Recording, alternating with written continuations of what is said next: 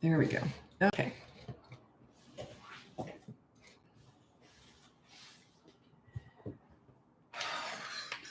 Hello. Just waiting for people to turn up.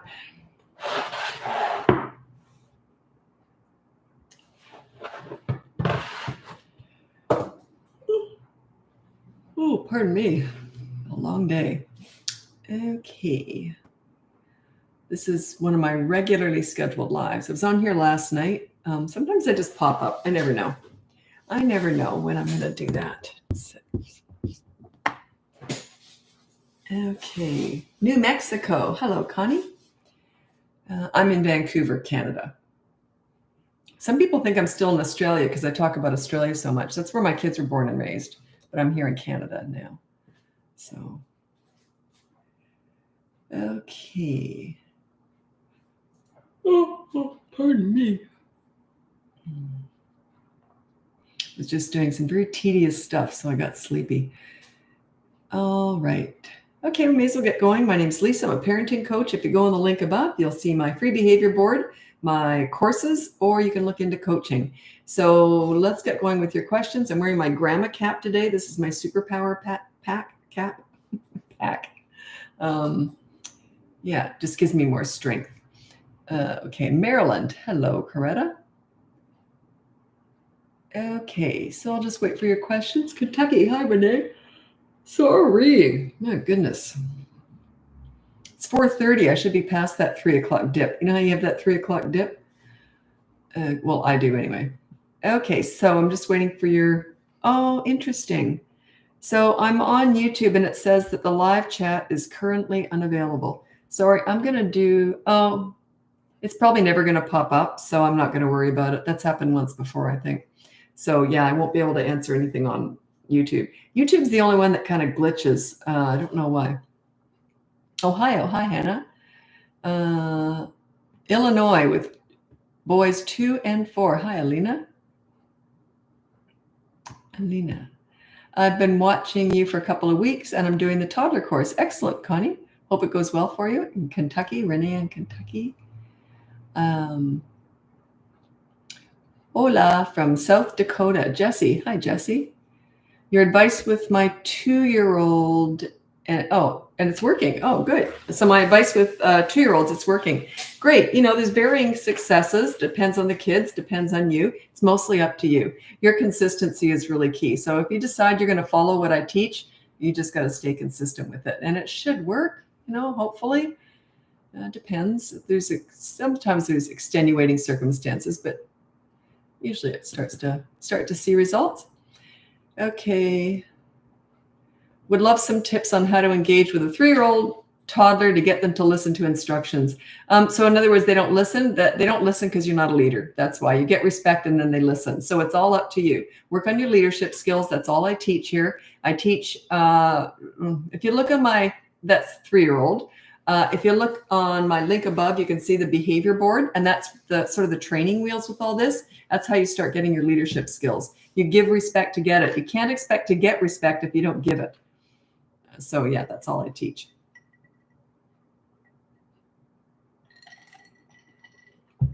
I teach how to get respect by giving it. Okay. 2-year-old who throws himself on the floor while having a tantrum, bangs her head. Yeah, they do that. So yeah, you just completely ignore them when they're having a tantrum, except if they're self-harming or harming someone else or damaging property. Then you physically restrain them, but you still don't look at them or talk to them. You just hold them to keep them alive, basically, right? So, hey, physically restrain. You're still ignoring. You always ignore tantrums. A tantrum is a loss of emotional control at not getting what they want. So that you don't need to validate any of those feelings around that. They need to process hearing the word no, and that's up to them. You can't self-regulate someone else. They have to learn how to self-regulate. That's why they call it self-regulating. You can't do that for them. You have to let them learn how to process this. And the way you do that is you don't give it any attention at all, but you just restrain them to keep them safe. Okay, Lemoore, California. Hello, Don. I was just thinking about you, how to stop constantly being loud and screaming. That is your personal challenge. I can't help you with that. What I mean is I can tell you what to do, but then it's your challenge to do it. It's like learning how to diet or learning how to manage money or anything else. You can learn how to do it. People can tell you how to do it, but you got to walk through the process yourself. It's your job to execute that. So if you show anger or disappointment or frustration with your children when you're disciplining them, it's not going to work. Yeah, that's your challenge. Sorry about that, but it's just tough. It's kind of like I used to teach fitness, and I remember so many times people would say, yeah, I know I can work out when I get here, but how do I get here? And I said, that's your challenge. Like, I can't help you with that. Yeah, so it's just one of those things. The thing is that once you get good at this, once you start seeing results, it gets easier.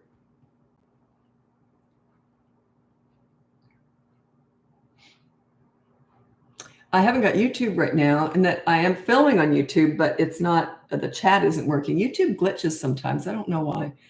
I have a 6-year-old who's always putting her hands on 8-year-old, nudging her and not giving her space. Oh, just put that on the behavior board. Just say no bugging your sister. And then you say, put in brackets, I will decide when that's happening. So yeah, just put it on the behavior board, and there's a consequence. That's free. The behavior board is completely free. It goes behavior board for free. Then the course, I have 2 courses, toddlers and older children. And then coaching is the top, that's more personalized stuff, one-on-one with me. But yeah, you might want to check out the free behavior board, or you might want to go up to the course. Should a 5-year-old still be processing no? So in other words, no, they shouldn't. They should kind of understand it by that age. Doesn't mean they're going to like it, but they can accept it. So yeah, usually by the age of 3.5, they're usually pretty good at this. So yeah.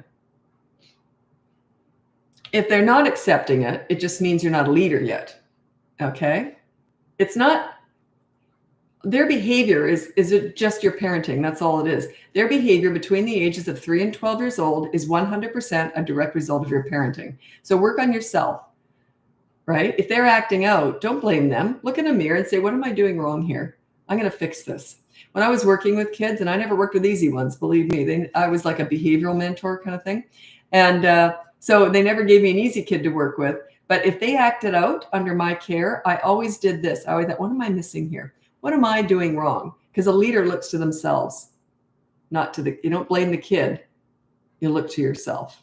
You think, what am I missing here? So work on yourself. The behavior board's in the link above. Everything's in that link. I think it's my website. I don't know. I don't do all that stuff. My daughter does all that.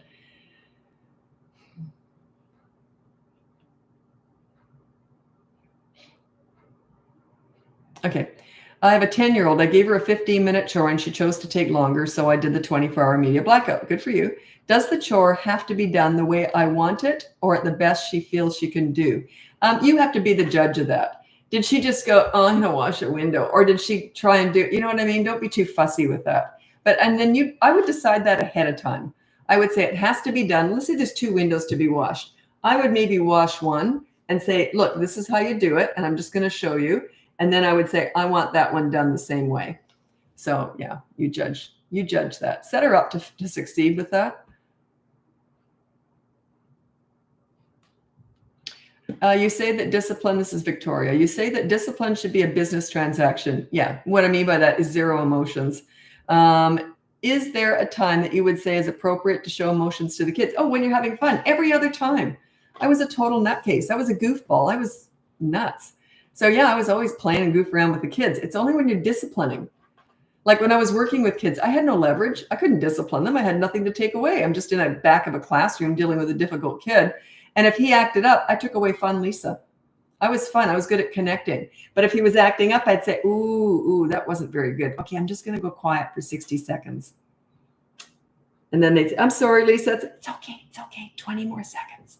You don't do that with your kids, because this was full on connecting like for a whole hour with these kids. So you're not doing that at home all the time. But yeah, it's, you can show emotions. Even when I was disciplining, I sort of did, like I sort of had fun. But yeah, you're not there yet. You got to work on that. So yeah, when I was disciplining these kids, like I wasn't talking to them, but I was also not serious about it. If that makes any sense. It was just like this. No anger, nothing. Yeah, every other time you can be crazy. I used to chase my kids around the house with underpants on my head all the time. I was nuts. I still am. I've just got that in me. I'm just crazy. So yeah, but if I'm disciplining, none of that. I'm just like, okay, I'll tell you what we'll do. I didn't like that, so we'll do, you know what I mean? When she doesn't get what she wants, my 2-year-old is putting her finger in my face and tells me to be quiet. So I just get up and walk away. Yeah, don't feed that. I always say that you're on the high road, they're on the low road when they're acting out. If you react to their low road, if you go down there, who's going to pull you up to the high road? You don't join in when they're acting like that. No, I don't like that. And I'd be gone. I'd be walking away, go and do the dishes or something.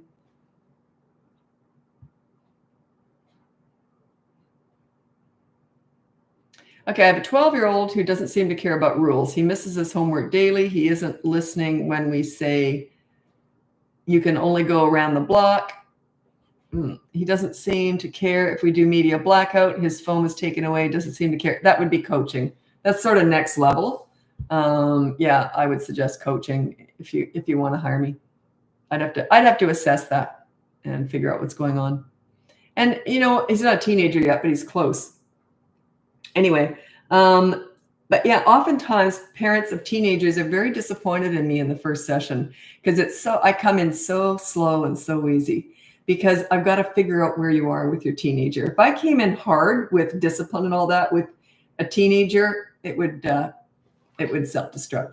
So yeah, we come in real slow and I got to figure out where you are. So in the second week, we get a little bit more targeted. But yeah, I got to assess situations sometimes.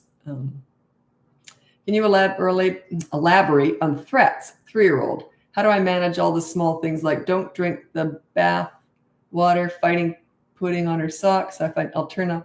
Okay, you want to address everything? You want to address attitude? We don't do that. So you got a 3-year-old, check out the behavior board. It's completely free, or you can also check out the boot camp course. That's for 3 to 12 years old. It teaches you how to be a leader, and then they listen to you. They don't listen to a non-leader. You got to be a leader before they listen. Everyone wants them to listen. But if you're not earning it, you got to earn that. You got to earn that respect. Don't just expect to get it. It's not them. It's you. It's all you. I've worked with hundreds of kids, managed to get respect. Did I just get them all on a good day? All those challenging kids, did I just get them on a good day? Or was it me? Was it my leadership? By the way, with the boot camp course, we still have those group coaching sessions going on Saturday morning on Zoom. So everyone can turn up and you can ask questions. It's just to remind you of that. Anyway, I'm going to tell you an analogy that let's say you have 3 classrooms and there's the same 30 kids move from class to class. The first class is the pleaser parent or pleaser teacher style. So it's not a parent, but you know what I mean, the pleaser style. Whereas you want to discuss all their big feelings and you want to make everything easy for them. And, you always want to pave the way and make things, easy. Anyway. That's the pleaser parent style. Those kids don't respect the teacher. They act out when the teacher's there, when the teacher's looking down, when the teacher leaves the room. Those same 30 kids move to the next class. That is the authority style teacher. And that teacher, they are very good with that teacher when the teacher's watching. When the teacher looks down or when the teacher gets up and leaves the class for a few minutes, they're crazy. They just act out.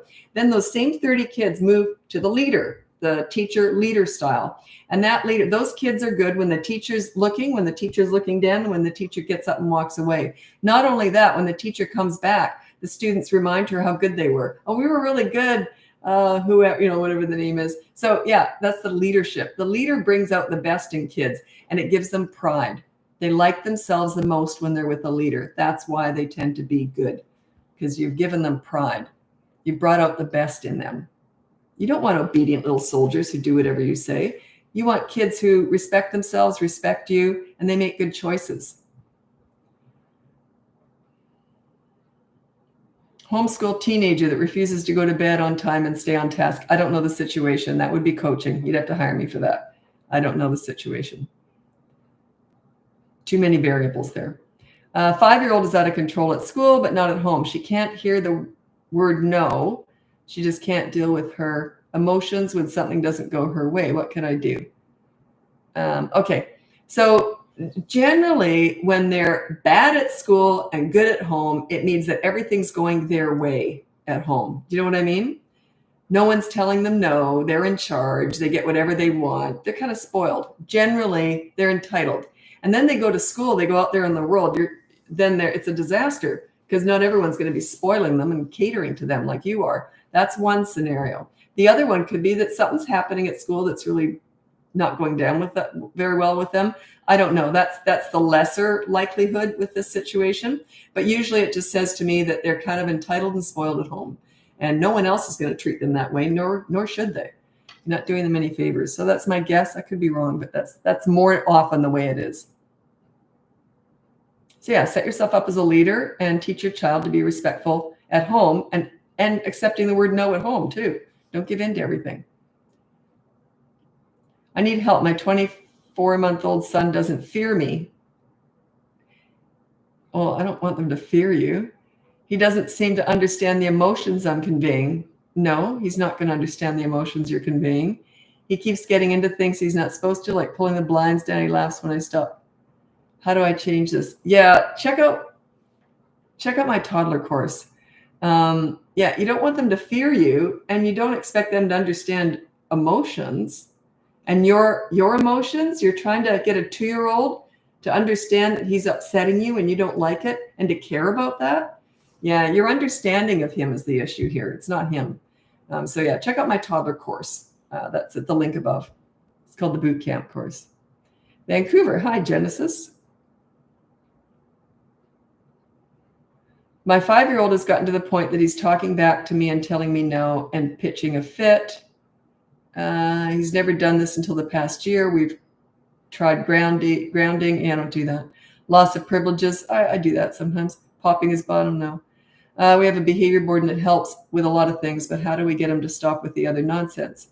His screen time is already limited. Well, I don't know. If the behavior board's working with certain things, just keep going. Check it out. The behavior board is really the training wheels with all this. You might want to go up to the course, the boot camp course. It just gives you more information. So yeah, the behavior boards, we stop at week 4 and then we go on to other things after the behavior boards. Like I would never use a behavior board. It's a teaching tool. It's teaching you how to start getting organized and to focus on certain behaviors. And then after that, you start focusing on everything. But that's in the course. That's sort of the next level up.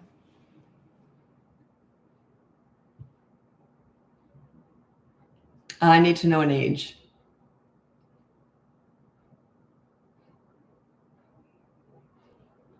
Love your advice. It's solid. Great job. I've been doing this for so long. Yeah, and I'm kid taught.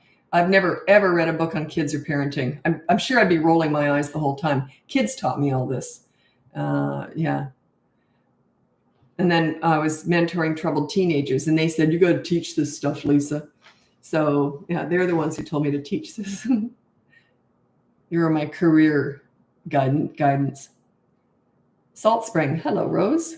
Salt Spring, like Salt Spring Island. I don't know anything about BC other than Vancouver. I'm terrible. I never if I travel, I get on a plane and fly somewhere else. I don't know anything about British Columbia. Terrible.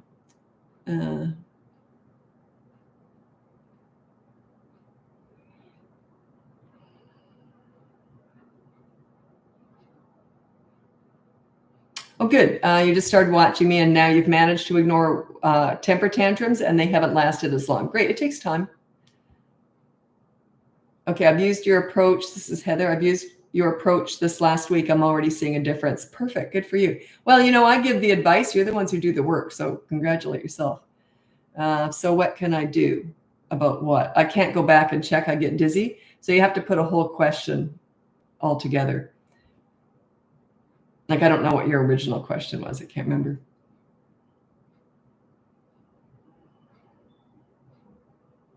How do you handle a 3-year-old who's been struggling with emotions and has started hitting us, the parents? Do we react or behavior board? Well, you react, but that's a consequence with that. So you put no hitting on the behavior board. So that's I think that's the example that I use in the behavior board. The behavior board's completely free. Just check it out in the link above. And yeah.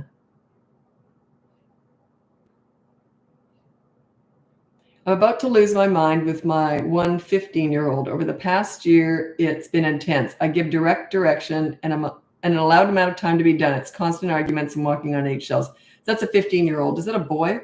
When I'm hired, but I specialize in teenagers, actually. They're my favorite age. Yeah. Now, with toddlers and teenagers, the reason why parents struggle so much with those 2 age groups, toddlers is my least favorite, by the way, because going out with them is a nightmare. I'm a safety freak, so I could never take my eyes off them when I took them out. Teenagers are by far my favorite age. Once you understand them, they get a lot easier. It's your lack of understanding the age. I'm going to read out my top 4 tips for parenting teenagers. And if it's a boy, 15, just turned 15 is the most common age I'm hired by parents of teenage boys. Anywhere from 12 to 16 is girls. But with boys, it's just turned 15. It's just hormones kick in. That's usually why it is. Okay, these are my top 4 tips for parenting teenagers. Number 1, listen to understand and show empathy. You don't listen to gather information to lecture with, or they will shut you out. Okay, if they want your advice, they'll ask for it, and they already know it anyway. Number 2 is you negotiate as much as possible. Hey, I want your dirty clothes in the hamper from now on. What do you want from me? You can't do it with everything, but do your best. And don't sweat the small stuff with teenagers. If they do something stupid and it's not a big deal, just say, well, that was stupid. Do you want to hear what I did when I was your age? And laugh it off. Or do you want to hear what I did this morning? It's okay to make mistakes. That's how we learn. That's how we grow. Number 4, don't leverage the good times to discuss the bad times.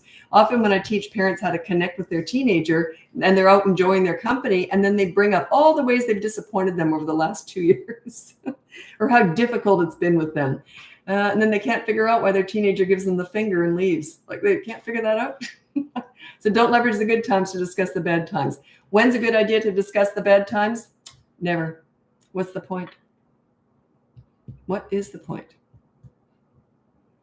You can call me on that. I kind of wish you would. Mm-hmm.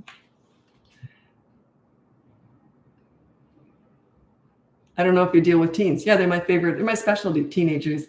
I started my business 17 years ago dealing with troubled teenagers. So yeah, they're my favorite age. It's just most of the people who turn up to lives have little ones. So they're the ones who ask the questions. But yeah, teenagers are by far my favorite age. And I stopped specializing in teen crisis work because I thought my time is probably better spent preventing all that, right? So yeah, but I still do it, but I don't lead with it.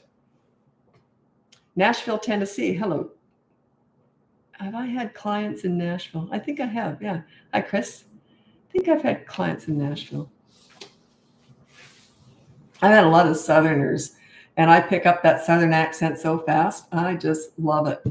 It just always sounds friendly.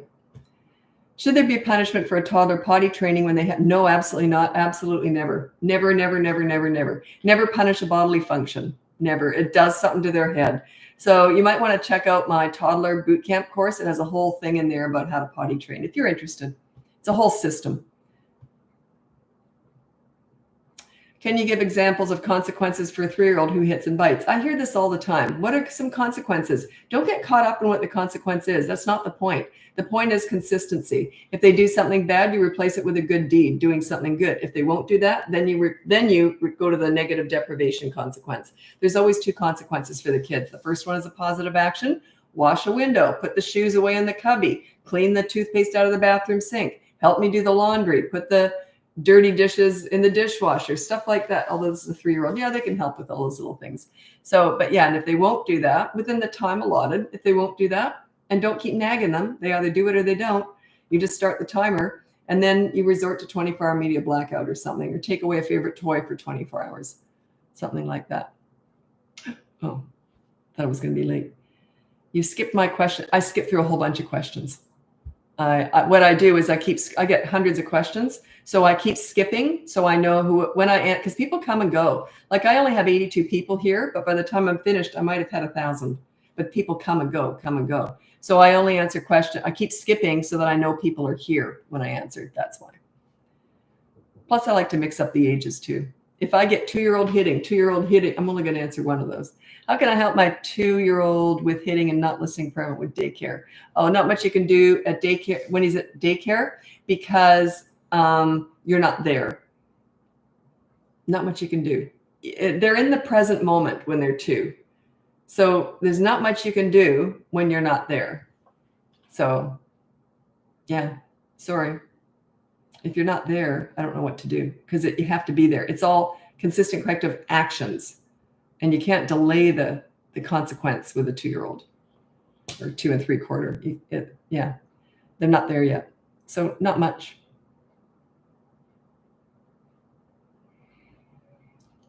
I can't always help you. That's one of those. This is cute. I just thought I've often told this story. I thought this was just adorable. One of my clients, and I always get permission when I get these stories, but some of them I don't repeat, even though the parents say, "Oh, you can tell this," and some I think, "No, I won't tell that one," just because in case someone they know recognizes it, I don't want to embarrass them. But anyway, this one was so adorable. It was a little 3-year-old boy, and he was hitting his little sister. She was 15 months old. And she would go up and grab and just sort of push him or grab or hit him to get his attention. That's all she had, right? And so she'd hit him, and then he'd like belt her back and knock her to the ground. So on the behavior board, it was no hurting your little sister. That was his rule. So he got pretty good at not hurting her. But this one day, the mom happened to be watching, and she came up and hit him. And the mom was like, "Oh no." He didn't. He grabbed her hand and he walked her over to the board, the behavior board, and he said, "See, no hitting." Is that the cutest thing? So he was using the behavior board on his little sister. I thought that was absolutely precious. I have really tried I don't talk about other parenting methods, but you talk about validating feelings, and that really heightened my child's intensity. Since I have switched my mind set to your leadership perspective is given. Yeah. The more that you validate all the feelings and emotions around a tantrum and around anger, the more they're going to have them. It's just the way it is. You're validating it. You're like, let's discuss all this wonderful stuff I want you to keep doing. Yeah, those mini therapy sessions are, I hate them. Doesn't make any sense at all. That all that stuff was invented to make the mom feel good about herself. It was never for the kid. It doesn't work. Okay. Can you apply your 3-year-old tactics? No, you can't. At 3, they change. I have 2 different courses. One is for toddlers who are 16 months to 35 months. And then the other one is 3 to 12 years old. It's very different. The 3 to 12-year-old boot camp course is a 5-week program teaching you how to be a leader. The toddler one is more about reacting to, what if they do this? What if they do that? You're setting yourself up as a leader, but it's a little bit different. So, because they can't stop and think before they act. They're more about impulses. So that's why it's quite different. My 6-year-old has meltdowns if she does something wrong, even when it's something that is minimal that she would not be in any trouble for. I talk her through emotions with this, but do not know if I should be concerned with the breakdowns. 6-year-old has a meltdown if she does something wrong. She's 6. I don't know why she's doing that. Why is her self-esteem so low? I don't know. If she did that, I'd say, yeah, I messed up. I'd point out how I messed up, and this is no big deal. That's how we learn. Mistakes, failures. The road to success is full of failures. I always told my kids, if you're not failing at something, you're not trying hard enough, because you got to keep trying and failing, right? That's part of it. Okay, I'm going to get going over to, where am I now? I'm on Facebook. I'm going to move over to Instagram now if you want to join me over there. If not, check out the link above. You can see my free behavior board, I don't have many toddler courses anymore. I've just been saying it for so long. You can check out my free behavior board, my 2 boot camp courses, my toddler one and my 3 to 12-year-old one. And you can look into private one-on-one coaching with me if you want that. There is a bit of a wait list, but it's pretty manageable right now. So it was terrible over summer. It was like 6 weeks waiting. So yeah, it's better now. I don't know why. That was the busiest summer I've ever had in my business. Okay, so anyway, I'm going over to Instagram now. Happy parenting. Bye now. Sorry, YouTube, if you're watching, the chat is not available. It's nothing I've done. It's just not available for some reason. It's happened once before. Sugar. Am I on? So I've got to get out of this. I'm not even sure I'm on Instagram. Yeah, I don't think I was. I think I was going back on Facebook again. I've done that before. Okay.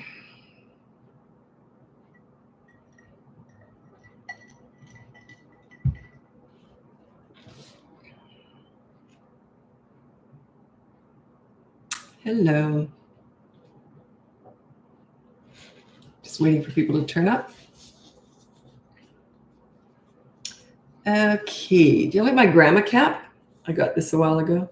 I wear this to the gym quite often. Proud grandma. Okay, so let's get going with the live. My name's Lisa. I'm a parenting coach. I'm a mother, and I'm also a grandmother. And if you go on the link above, you'll see my free behavior board, my toddler boot camp course, and my 3 to 12-year-old boot camp course. And I have those group coaching sessions still going on every Saturday morning for those. So you might want to check into that. And you can look into private coaching if you want to work one-on-one with me. Do you have a program for potty training? Yes, I do. It's in the Toddler boot camp course. It's a whole system and how you do it. I trained my son in 1 day, no night diapers, no pull-ups, nothing. My daughter in 2 days. I have a 5-year-old who cries constantly. What do? I don't know. I don't know why they're crying. Like, I have no context around that. So I don't know what kind of parent you are. They're usually feeding off your energy. So maybe check out the boot camp course for 3 to 12-year-olds. Set yourself up as a leader. It tends to calm them down. They feel very safe when they've got a leader as a parent. It's just the way it is. It calms them down. If they're angry, emotional, cry a lot, when they're near a leader, it tends to regulate them. They feel safe. Any advice for speech therapy for 4-year-old? No, that's not my lane. I just teach relationships between parents and kids, so no.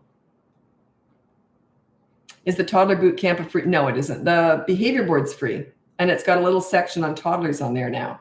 So, but no, the boot camps are not free.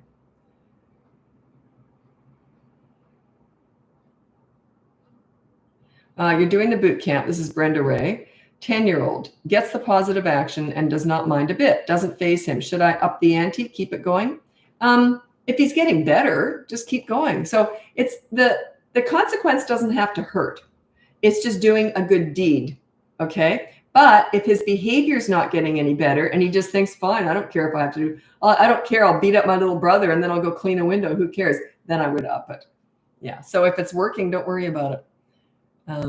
How can I stop my 5-year-old from cursing? Use the behavior board. It's completely free above, and put down no bad words or no name calling. And there's the consequence for that. What do consequences look like? Well, there's 2 for the kids. First one's a positive action: clean a window, sweep a floor. And you give them a time to do it. So sweep the kitchen in 15 minutes, and that's it. That's the consequence. If they won't do that, then you resort to the negative deprivation, which is 24-hour media blackout, or their favorite toy gets put away for 24 hours.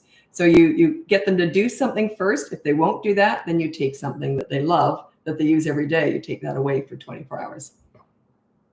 And don't get caught up on what they are. Parents seem to think that's the key. If I get the right consequence, it's not. It's very little to do with it. It's the consistency, the follow through. It's your consistency with making the behavior boards work. That's what leads to success. There's no perfect consequence at all. I have a guilt feeling when my baby asks me to play with her and I can't, even though I give her quality playing time. Yeah, well, you can only do what you can do. You got to do laundry. You got to go to the bathroom. So yeah, I wouldn't worry about it.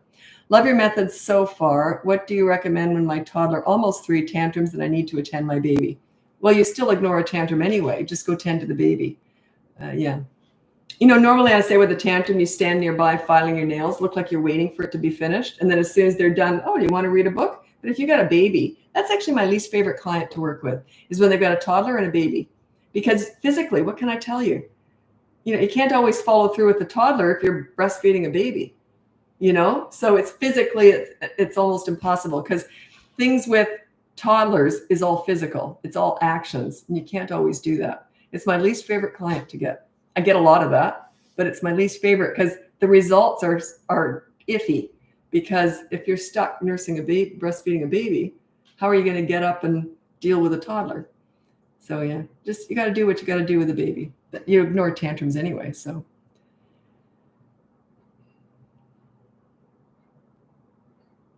How can I get my 4-year-old to stop waking every night and coming into our room? Okay, so there's a whole system that's called bedtime battles, and I'll just go over it briefly. Once you put them to bed, you say, don't get up again. The first time they get up, you want, like if he comes into your room in the middle of the night, you say, no, you don't get out of bed. You stay in your own bed. Put him back to bed. The second time he gets up, you say one word: bedtime. Put him back in bed. Every time after that, you don't look at him or talk to him. You just keep walking him back to bed, walking him back to bed.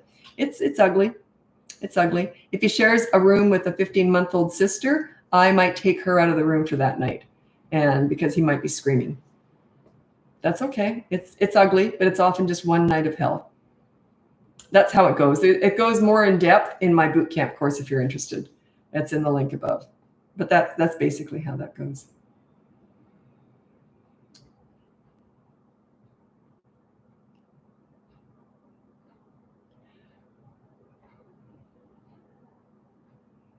Okay, 3-year-old won't poop in potty or tell me she has to go. Yeah, there's 3 different reasons. Usually, there's 3 reasons why they don't want to poop in the potty. One is plop phobia. They might have had splashback. The second one is hanging phobia. They don't like the feeling of the poop hanging there and pulling on them. Sorry about it. It's so rude, but it's just part of it. And the third one is they might have a cold tushy because they have to sit there for quite some time. So this is what I recommend you do. You get one of those little porta potties, put some toilet paper in it, and then have them sit on that, and they can feel that. And then when they poop, there's no water to splash them. When they're pooping, it sort of hits the bottom before it, it's still hanging. You know what I'm saying? And then because they're used to smashing it up inside their diaper, right? So yeah, it's sort of like that. And then I'll hike the heat up, or just wrap them in a big blanket around the porta potty. Yeah, you can give that a go. It's more common with boys for some reason that they don't like to poop on the toilet. I always figure it's because they got more equipment hanging out down there. I'm not sure, but I've always it's way more boys than girls that don't want to poop on the potty or on the toilet. That I hear from anyway.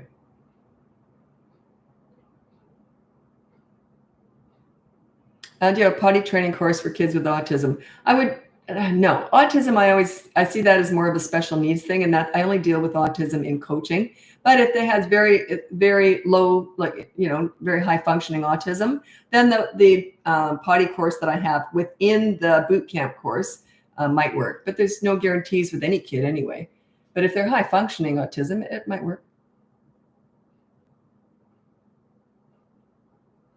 So I'm scrolling ahead to make sure you're still here, because people come and go constantly in these lives. So if I answer a question, I want to make sure people are still here.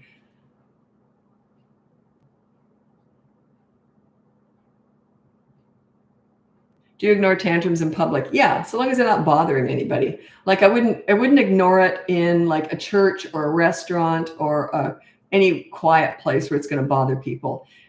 So yeah, I would just take them out into the parking lot and then let them lay there and have a tantrum while you're filing your nails.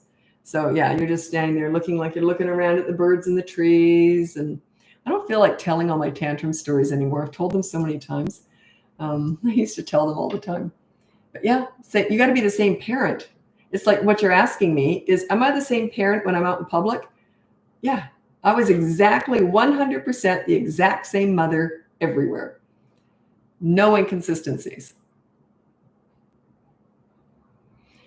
Okay, I'm going to read. I get a lot of toddler questions, and I know I get some parents with older kids on here, so I'm going to try and mix it up a little bit.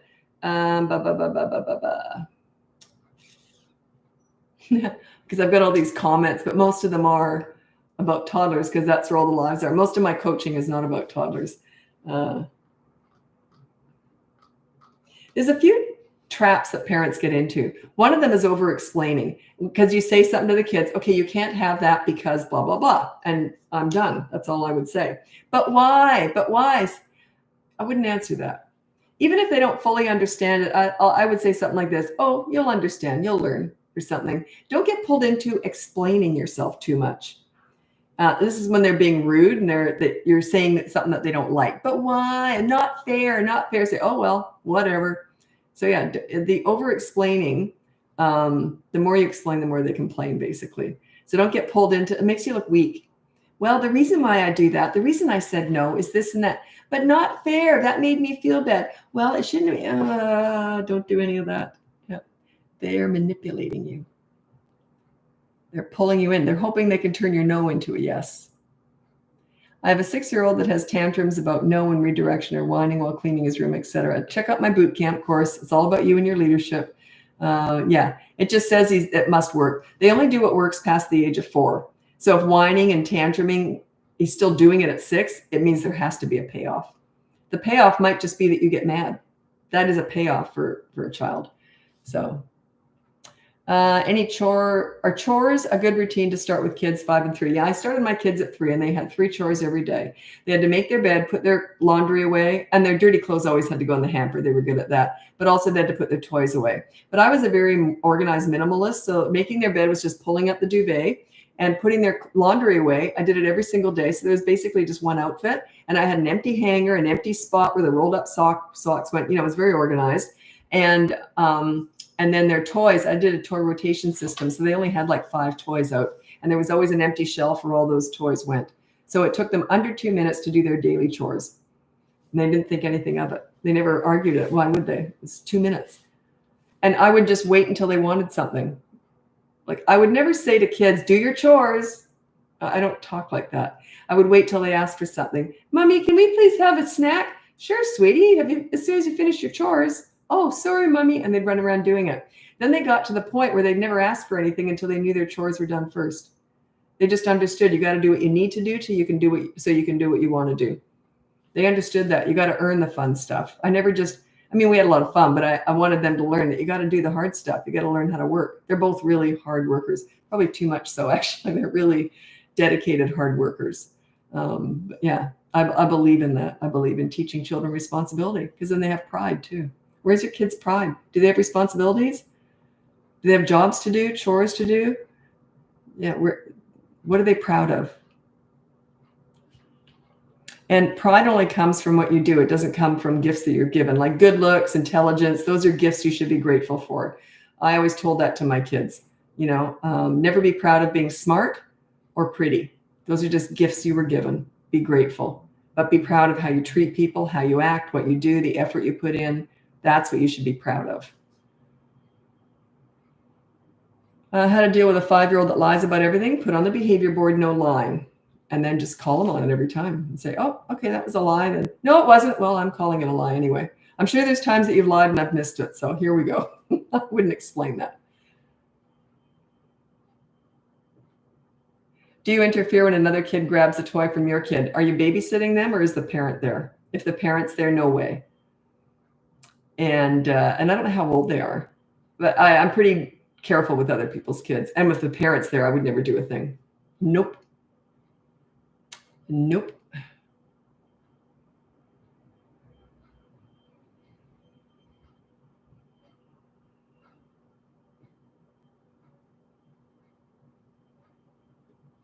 Yeah, I hear this a lot. This is low self-esteem. Every time I play games with my 6-year-old, she gets mad, and if she loses and calls herself a loser, she's just playing you. Just say, oh, well, sometimes you win, sometimes you lose. Oh, well, focus more on playing rather than winning or losing. Like my mom always bragged about how she was just so proud of the fact my brother and I were such good sports. She hated a poor sport, really, because she was a real gamer, very competitive, but she never cared if she won or lost. She always said, I'd rather lose and play well than win through luck. So she always taught us it's not about winning, it's about how well you play or having fun. So yeah, the emphasis growing up for me was never on winning, and same with my kids. They're both fantastic sports. They play hard. We all play hard to win, but we don't care if we win, if that makes any sense. We just play well and try and have fun. So focus more on playing rather than winning. And then just say, oh, well, sometimes you win. Don't give that any attention. Oh, well, sometimes you win, sometimes you lose. She's trying to play you. She's trying to calling herself a loser and everything. She's trying to get you into a conversation about it. I wouldn't do that. You got to put down the ages, by the way. Different answers for different ages. Okay, I want to hear from your children, like a sit down on how they felt about how you raised them. Perfect. My daughter and I do a podcast together. Go check it out. It's in the link above. We talk a lot about how she was raised. She's my best friend, my business partner, and my daughter. And my son's a father now. Yeah, he's great. He's out. He doesn't work with me, but he's great. He's a great dad. So yeah, if you want to know how she felt about how I raised her, we talk about it all the time on the podcast. So glad you asked. Check out my podcast, my daughter and my podcast. She does all my social media. Actually, I'll tell you how that started. About a year ago, I was on TikTok. I blew up overnight on TikTok. Just old lady talking in a phone. It was unreal. Anyway, and my daughter said, Mom, you got to get on Instagram and Facebook. And I said, oh, I don't know how to do all that. And she goes, look, and she was working full-time in a corporate job. And she goes, Mom, in my spare time, I'll just get you set up on Instagram and Facebook. She's very good at marketing and social media. So she did that. And as soon as she did, it just blew up. It exploded. And so now she's working with me full-time. She quit her job and now she's working with me full-time. So it happened just organic. She was just helping me out. And she's very good at it. So she does all the marketing, all the social media, and she's also the planner. And so she tells me what to do, and I try and do it, but I'm kind of naughty. Sometimes I don't. We laugh at that all the time. She's very driven, and yeah. But anyway, so yeah, check out the podcast. That's my daughter and I chatting away.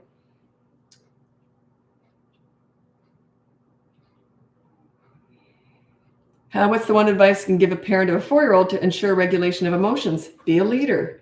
Leaders have well-regulated children with high self-esteem. So it starts with you.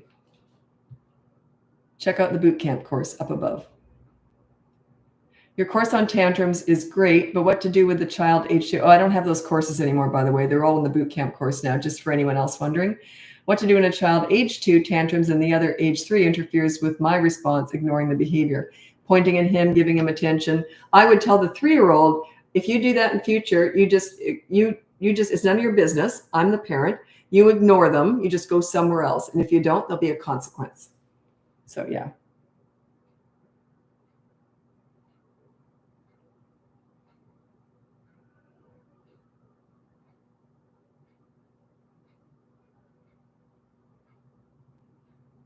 And by the way, this is such a good question. How do you balance being a leader and not having your kids fear you? There's no fear. It's mutual respect. You're best friends with your kids.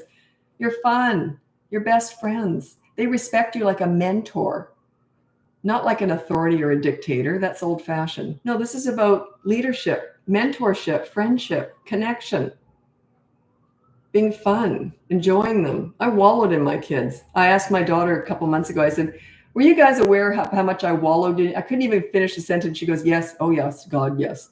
I wallowed in my children. It was the most fun time of my whole life. So yeah, there's no fear in any of this.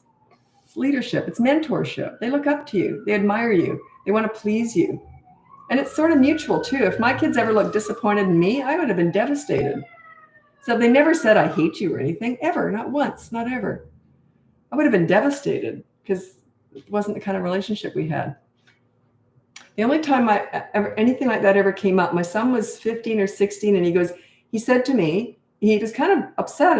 I couldn't figure it out. I said, what's wrong? And he goes, you've been a really difficult mom. I was like, I thought I was great. I said, what? Because we got along great. And I said, what? And he says, it's been difficult because I could never rebel. You're too reasonable and easy to talk to. Whoa, sorry about that. I didn't know whether to apologize or celebrate. Like, he couldn't rebel because I was too reasonable and easy to talk to. He had rebellion in him. He wanted to do it. I could see that, but he couldn't because I was a leader. You can't rebel against a leader. It's impossible because we're on the same team. It's mutual respect. Anyway, so I said to him, fine, go clean your room. And he never did. Rebellion taken care of. There you go. Yeah, there's no fear in any of this. If there is, you're doing it wrong.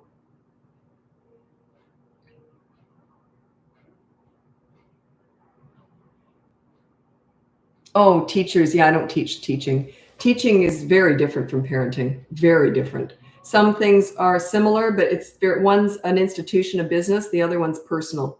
It's just different. That's why a huge portion of my clients are teachers, principals, child psychologists. I couldn't do their jobs or your jobs at all. Wouldn't have a clue. And they struggle with parenting. It's personal. It's different. It's very different. Yeah. One thing that works really well in class that a lot of teachers bring home, and it's a total disaster and they can't figure out why, is a reward chart. A reward chart would work very well in a business, in an institution. So for good behavior, you get a gold star. At home, what you're saying to your child is, you're normally rotten, but if you should happen to be good, you'll get a gold star. It's an insult. It's humiliating, sending the wrong message. A behavior board says, you're normally wonderful, but if you should happen to do something naughty, I know how to take care of it. You see the difference? They're just different. I've never been hired by a youth worker. Youth workers work with difficult teenagers. That's sort of the PhD in all this. That's teenagers are my specialty too. Or if I've been hired by a youth worker, they didn't tell me they were. I don't think they would anyway. Hire me, I mean. And I would know by their vernacular if they were a youth worker. Well, why would they need to hire me? Because if you can get respect with teenagers, you don't need my help. And I also say, if you're going to take parenting advice from someone, there's 2 criteria. They have to have these 2 qualifications. They have to finish the job with their own kids. Have they lived with teenagers and raised them into adulthood? A lot of what works with young children backfires big time in the teen years. And if they haven't proved that they know how to do that, it's like taking financial advice from someone with $10 in the bank. It makes no sense at all. The other criteria to look for is they have to have worked with hundreds of other kids, because you can't learn everything from just the 2 or 4 kids that you've raised. Yeah, I didn't learn much with my own kids. It was more the other kids I worked with, hundreds of them. So yeah, those are the 2 criteria. Finish the job with their own kids and worked with hundreds of other kids. It is experience-based. You can't learn this in school. It's experience-based.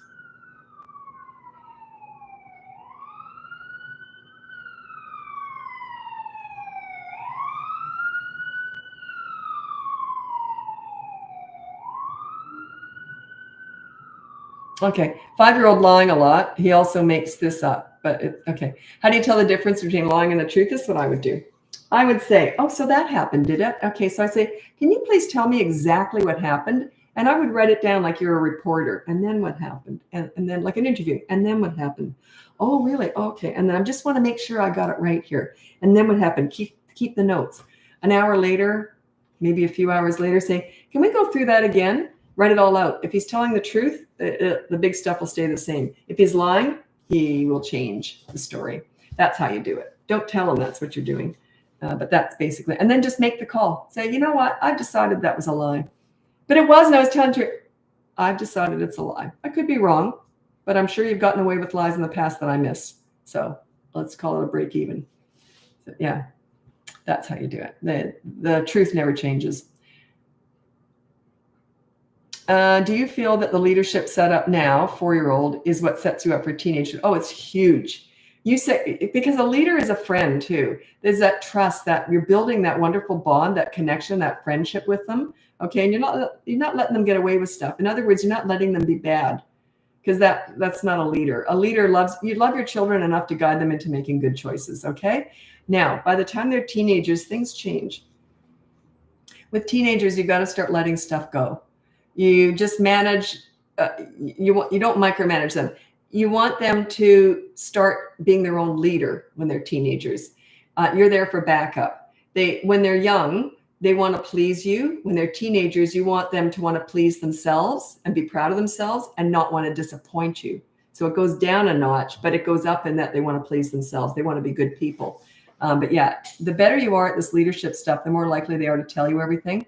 And I remember I was talking to someone once, and I thought, well, my kids could never really get in trouble because they always tell me everything. So they knew that whatever happened, they would end up telling me everything. So it kind of, because we had such an open relationship, like we talked about everything. So yeah, it's the open lines of communication. It's the friendship really, but also guiding them into making good choices. I was friends with my kids for sure. I was a very goofy mother for sure. I was the goofy one in the family, but I was mom before I was anything else. For sure. That was a very clear line. I was mom before I was anything else.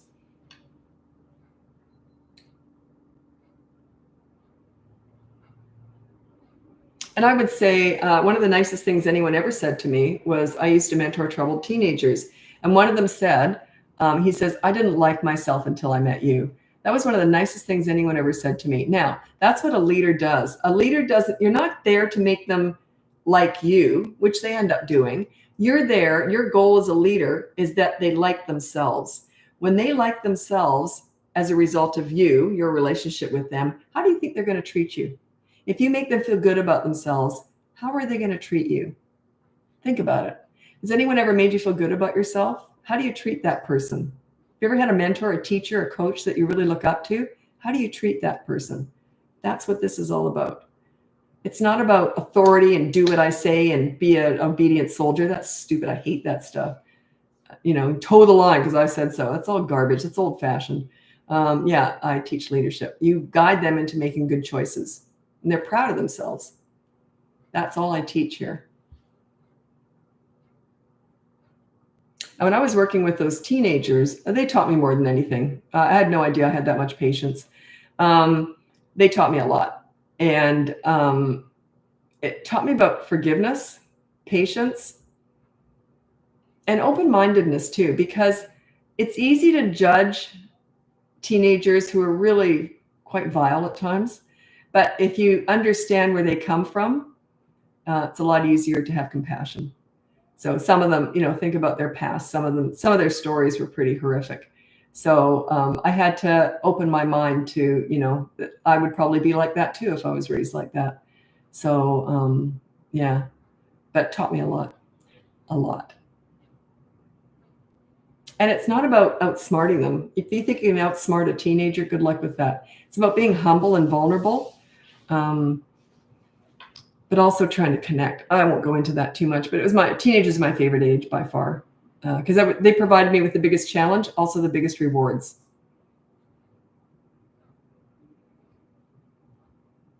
It's not easy, especially when they're going astray. What about sexual behaviors in young children? I do educate via books, etc. My daughter has been compromised at a young age. Okay, that would be coaching. Yeah, you'd have to hire me for that. I do deal with kids who've been abused in various ways. So yeah, that would be one-on-one coaching with me.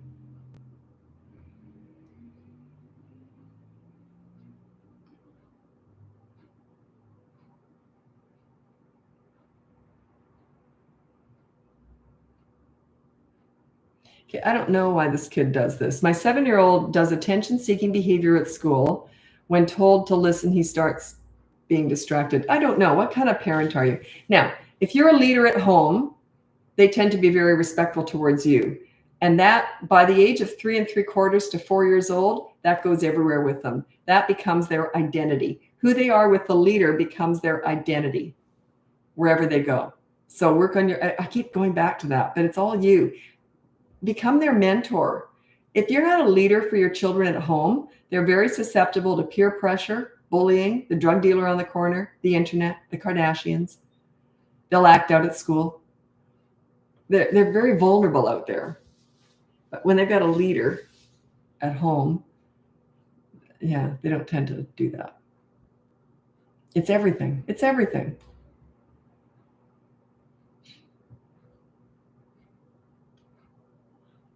Everyone's had someone in their life, usually, that they look up to. It could be a grandparent, a teacher, a coach, someone that they've looked up to that they want to please, that makes them feel good about themselves. That's what you want to be. You want to be that person. We've all got, I'm not into compliments really. It doesn't do it for me. Never did. It's not my love language kind of thing, but I have a weakness. If someone tells me I look fit, because I'm really into fitness, yeah, that's my weakness. So, but yeah, then I would treat that person pretty well. You look really fit, Lisa. Oh, thank you. Oh, can I buy you a coffee? So we all have that. When people make you feel good, don't you treat them well? It's like that. It says, thank you for all your help and support. I'm doing my first course and it's hard to be consistent, but it works. It does work, but your challenge is executing it. It's like anything. Most diets work, most fitness programs work, but it's the execution is the hard part. Yeah, like I used to teach fitness and back in the day, remember the old aerobics instructors? Yeah, that was me in the tights and the colorful hair with the leg warmers. How embarrassing. Anyway, but yeah, and then people would say, yeah, it's fine. It's easy to be fit but how do I get myself here? And I said, well, that's your challenge. Like, I can't help you with that. I can get you fit once you're here, but executing, getting to the gym and being the leader, following through with all this stuff, that's the challenge. That's why the course is paced out. Start slow, because you gotta, I don't throw you in to the wolves. We start slow and it's a gradual process and starting to do this. That's why we only pick one behavior at a time, one per week. Oh,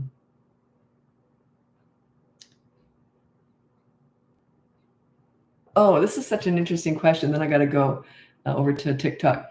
How do you tell uncomfortable truth without being mean? Example, kid says he wants to be a soccer player, but refuses to put in the work. Doesn't want to do practices and stuff. So I would say to him, so he wants to be a soccer star. This reminds me of the story I heard, and it was someone on one of these lives. And they said, I've got an 8-year-old girl and she is a real bully. She's always bullying all these other kids. And then she gets upset because no one likes her. So they said, how do I, they didn't want to hurt her feelings. And what I would say to her is, you got to be likable to be liked. Would you like you if you met you? So yeah, and I kind of say the truth. You want to be a star soccer player, you got to put in the work. You're not doing the work, you got to put in the work. And then I would show examples of people who've done all the work. Like, what is that, Michael Jordan? I don't know anything about sports, but he said that he practiced for hours and hours and hours before he got good at something. So show stories, inspirational stories about other soccer players or whatever. But yeah, I don't tell them they can be anything they want to be. They can try to be anything they want to be, but they got to work for that. I don't like telling kids that they can do anything. I say you can try to do anything, but you got to put in the work to get the results. So yeah, anyway, I got to go over to TikTok. Check out the link above. You'll see my free behavior board, my toddler boot camp course, my 3 to 12-year-old boot camp course. And every Saturday we have those live group coaching sessions on Zoom if you're in the course. Or you can look into coaching one-on-one with me if you want to. So it was like, oh yeah, I'm going over to TikTok now. Happy parenting. Bye now.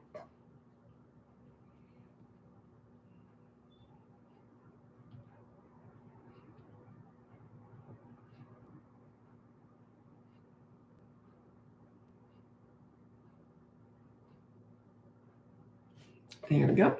Okay, sorry, YouTube. The live chat is not working. Sometimes that happens. I don't even know if you can see me on here, but I'm doing it anyway. Yeah, I don't know. Sometimes that happens.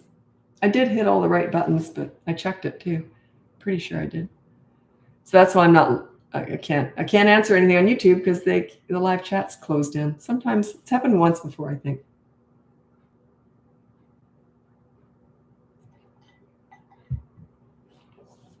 Okay, I'm just waiting for everyone to turn up. I'm on YouTube the whole time. That's where I save all my lives.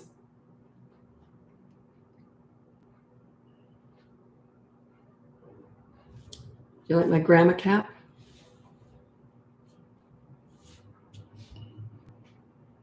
I usually wear my hair like this to the gym, and then sometimes I get lazy and keep it in all day. I usually redo the pigtails throughout the day, but I get really lazy with my hair. But I usually wear a cap or a beanie at the gym. Keeps it out of the way.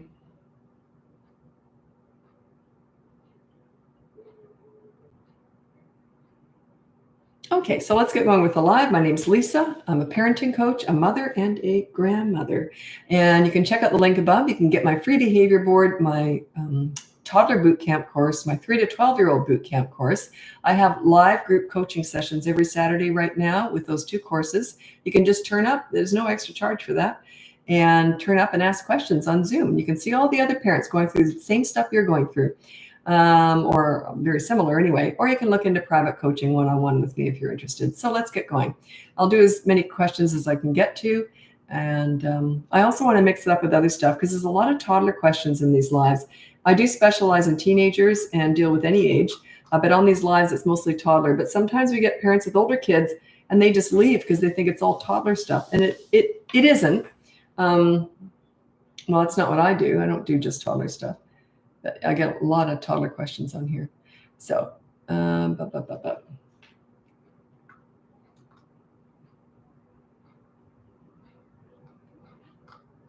this is, I like to throw in these little tidbits here. This is toddlers. You know all these mini therapy sessions discussing all the big feelings and big emotions? Toddlers do not act out or get upset because they don't understand things. They get upset and act out because of a lack of control.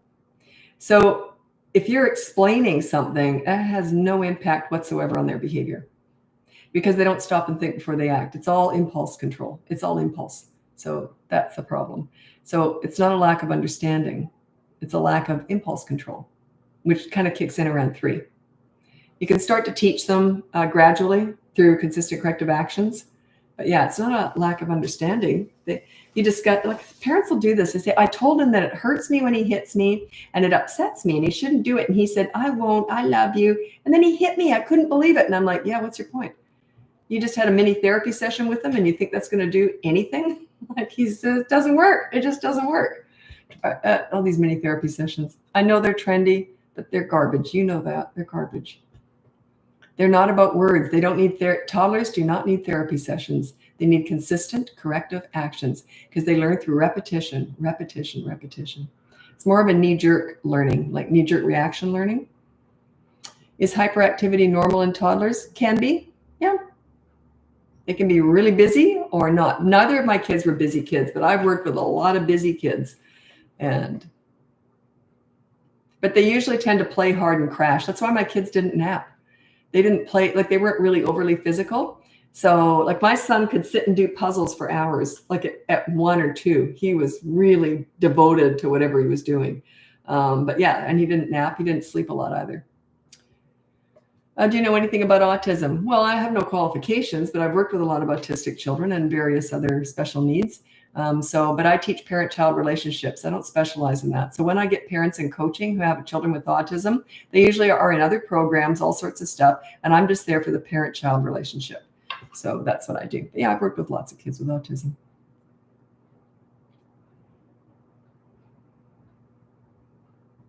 3-year-old throws things when angry, can't stop her. You put down no throwing things on the behavior board, and there's a consequence if she does.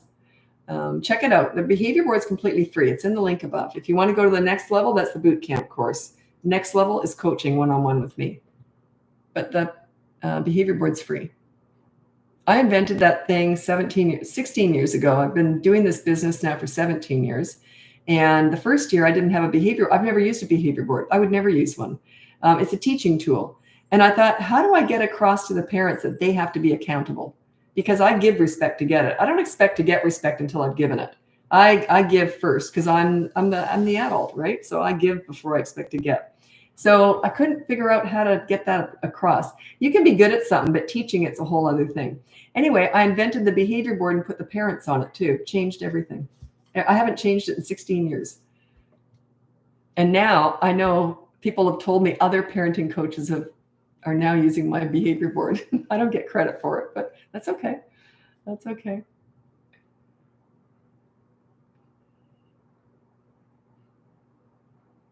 Do both parents have to mimic leadership parenting for it to stick? Well, you don't mimic it, but anyway, they only need one leader.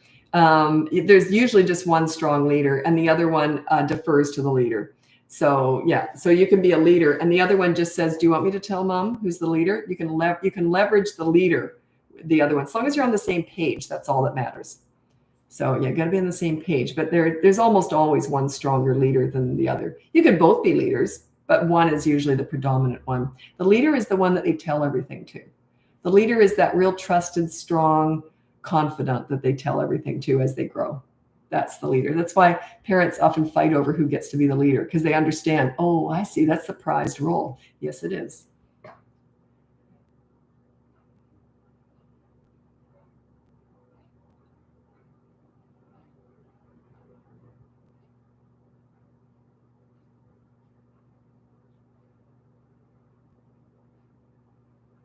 Oh, biting. Toddlers are consistent corrective actions. So the first time they bite, you say no, you pry their head off your arm, whatever, and you say no, and then you just gently push them away. Don't let them continue to bite. You prevent subsequent bites. When they come at you, you just go no, push them away, and then you wander off and like you're going to do your chores or whatever. Don't look like you're running away. You're just wandering off, but just prevent subsequent bites. Expect it to happen so you're ready for it. And just say no and then stop the fun. So if you're playing with them and they bite, get up and leave. There's got to be that consistent corrective action. You leave them, stop the fun, take a toy away from them. It's got to be something negative that happens right in the moment for them to understand that if I keep biting, something negative is going to happen to me. We all learn through consequences. That's why we pay our taxes, because we don't want to go to jail. That's why we don't speed as much as we'd like, because we might get a speeding ticket. We live by consequences. The sooner you teach your children this, the better. Yeah. Discipline is not, think about it this way. A lot of parents seem to think discipline is negative because I think they're thinking about the old-fashioned authority style, my way or the highway, that kind of stuff. That's not what this is about. This is about self-discipline gets a really good rap, right? Oh, so I'm self-disciplined. It's wonderful. Well, then why is teaching your children self-discipline negative? That's what I teach. I don't want to tell kids what to do. I teach them how to discipline themselves. My kids were self-disciplining from like 3 years old. They understand that they make a poor choice, mom's going to come in with a consequence. So they made good choices. You want to teach your children to be self-disciplined. You don't want them to follow orders. That's ridiculous. How exhausting, how boring, how miserable, how awful. I never told my kids what to do. Why would I? They were self-disciplining. They had self-discipline.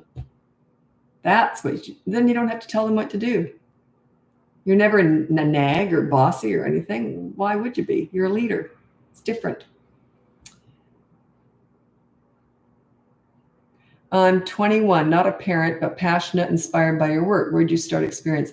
Okay, so you might want to do something like this. Well, I'll tell you what I did. I was, it's a real calling with me for sure. I was mothering everything from the time I was a toddler. I remember mothering an earthworm, and I thought it was drowning in a puddle, so I picked it up, and I took it in bed with me and set it up with a little bed. And it was all dried up by morning. I thought I was helping. I still remember that. Isn't that funny? That upset me, and I still remember that. I cried and everything. Anyway, I was always mothering everything. And then when I was 11, I started volunteering in daycare centers.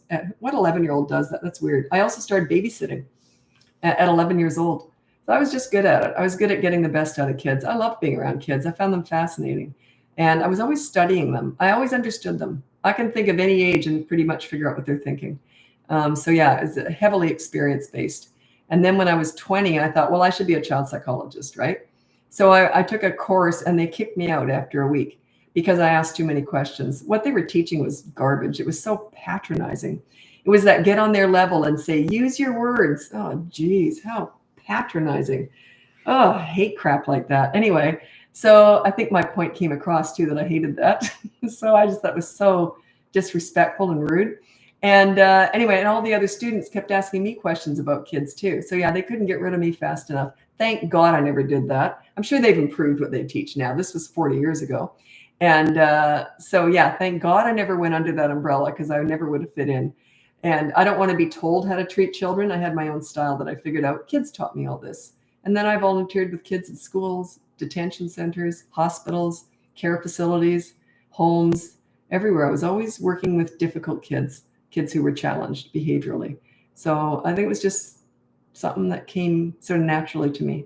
And then when I was mentoring troubled teens, they said, you got to teach this stuff, Lisa. So they're the ones who told me I should start doing this for a living, which never crossed my mind. It was all volunteer work. I just love being around kids. Because if you can understand children and how they progress, you can understand yourself, and you can understand adults. Because we all started as children, right?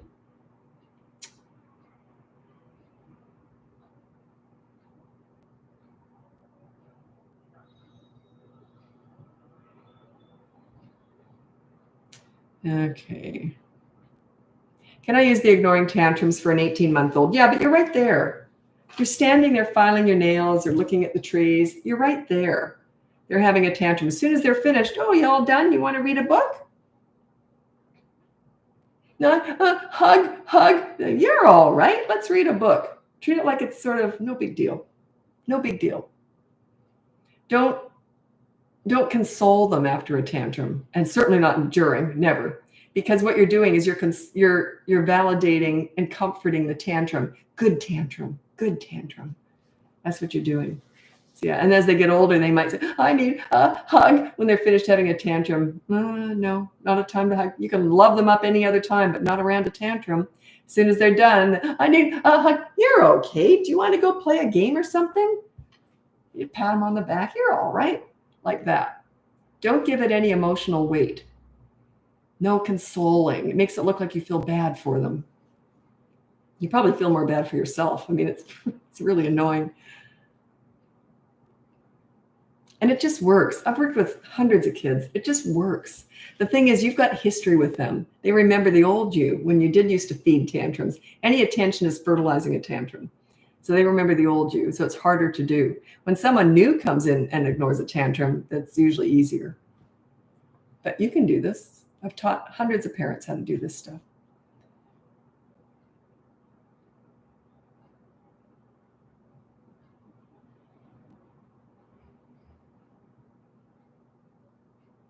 Well, don't say I'm bad for consoling. Just, yeah, don't say that. Don't go down that. There's absolutely no reason to wallow down the guilt and shame path.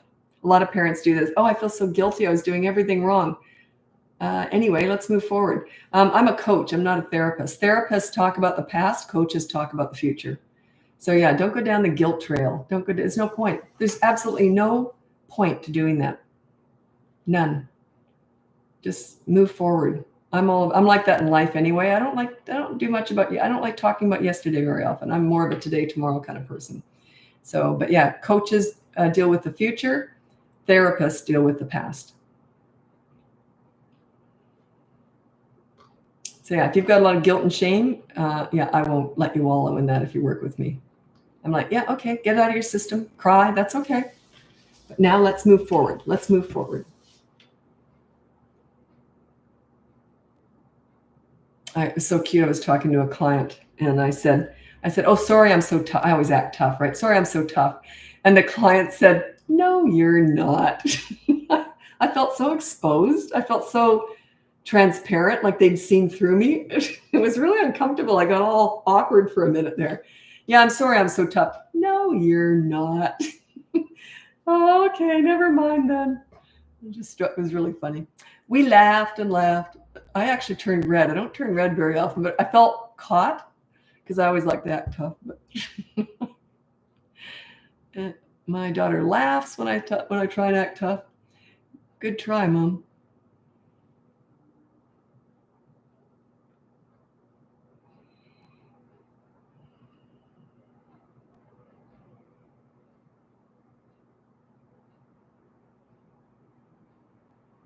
Okay, this is that. I'll try and find direction in life right now. Maybe I will volunteer. Yeah, if you want to work with kids, you got to get to know them first. And yeah, what I teach relationships, parent-child relationships, and and I used to mother all the kids I work with one-on-one. That's why I could never teach or anything. That's group stuff. It's just different.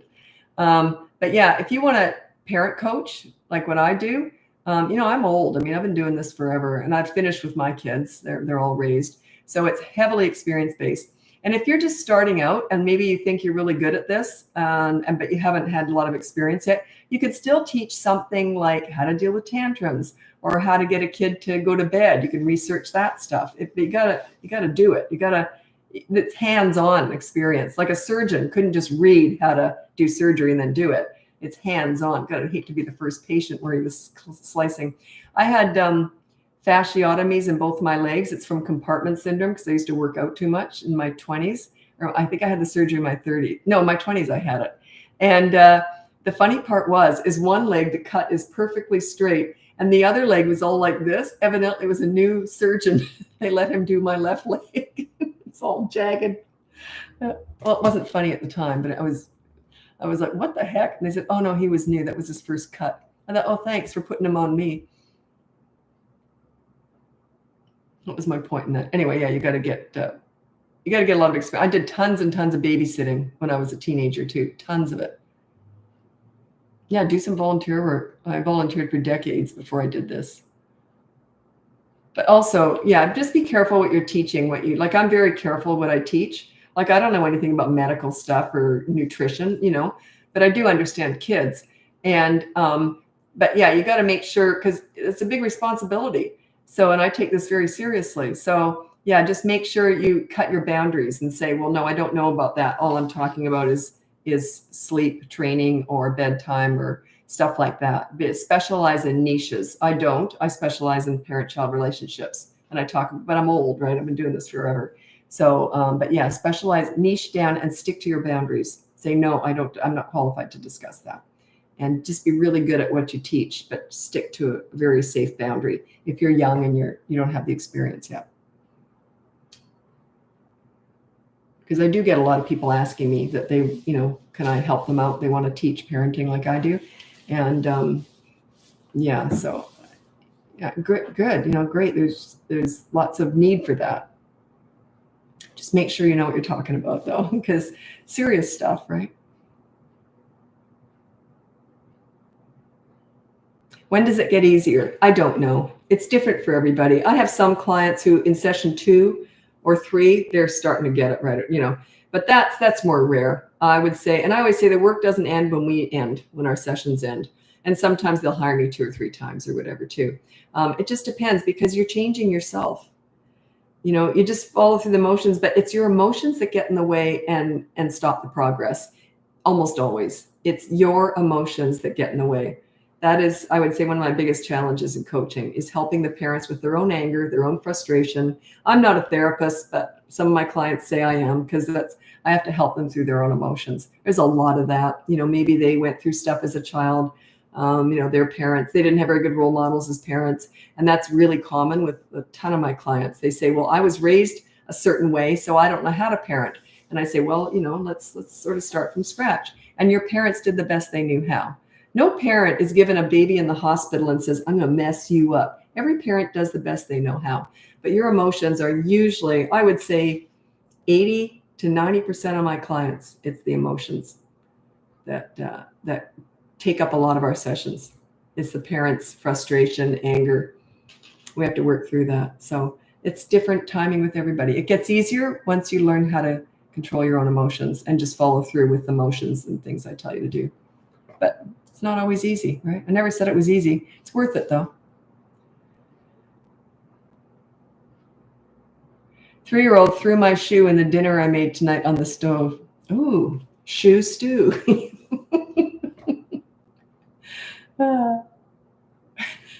Kids. How to deal with teenagers' attitudes? You don't. You don't deal with attitude at all. Let it go. Let it go. Don't deal with attitude. I'm going to read out my top 4 tips for parenting teenagers. Number 1 is you listen to understand and show empathy. You don't listen to gather information to lecture with, or they will shut you out. If they want your advice, they'll ask for it. The better you get at listening, they'll tell you everything. Okay? So basically, you're not listening with judgment. Number 2 is you negotiate as much as possible. Hey, I want your dirty clothes in the hamper from now on. What do you want from me? You got to give to get, right? You give more than you get, by the way. Number 3, with teenagers, don't sweat the small stuff. If they do something stupid and it's not a big deal, just say, well, that was stupid. Do you want to hear what I did when I was your age? And laugh it off. Or do you want to hear what I did yesterday? And laugh it off. Number 4 is don't leverage the good times to discuss the bad times. Often when I teach parents how to connect with their teenagers, they're out having fun with them at a movie or something. And then I always warn them, do not start talking about how rough it's been the last year with them or something like that. Sure enough, every so often a parent will do that. Say, I'm so glad we're having fun because the last 2 years with you has been hell. And they can't figure out why. They get the finger and the teenager leaves. They can't put those two things together. So yeah, that's my top 4 tips for parenting teenagers.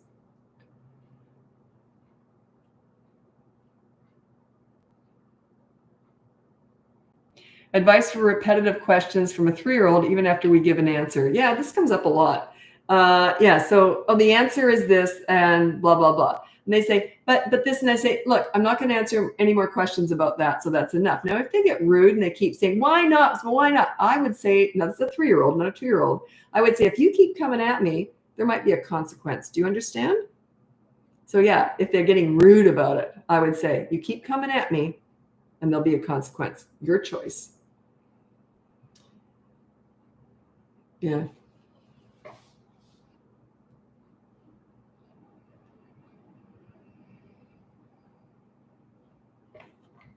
I remember my son once asked me, he said, Mommy, he was 3 or 4.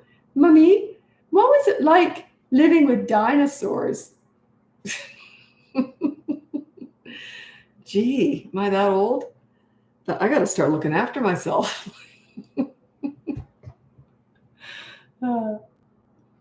This is another cute story about my son.